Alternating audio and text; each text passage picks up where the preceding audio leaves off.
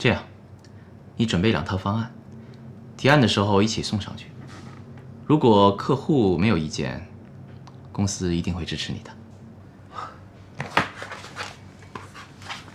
谢谢，我会努力的。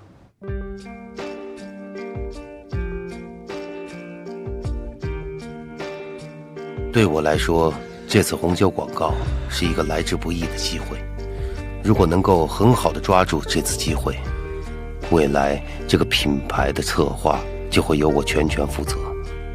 所以说，我必须拿出120分的精力和热情去对待它。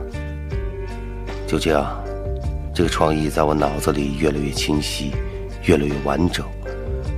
我一边期待着创意能够得到客户的认可，一边继续完善着创意的细节。我想通过这个叫爱宝的女孩来完成一次不同于一般的尝试。就这样，时间一天天过去了，我在疲倦和焦虑中等待着。但不管怎么说，我知道我离成功又近了一步。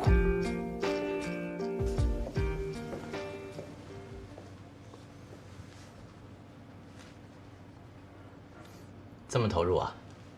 我这么大个活人站在你身后，一点感觉都没有。老板，来，坐这。哎，来坐。怎么样，老板？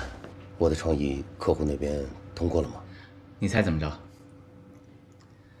成了。客户对你的想法非常满意，觉得这是一个很有意义的创新，而且非常值得为这个广告冒险一试。我想，如果这个广告播出成功的话，你一定会在业界崭露头角的。谢谢老板，谢谢公司给机会。谢谢。行，我就要来告你一声，接着忙吧。哎，走了。哎，谢谢啊。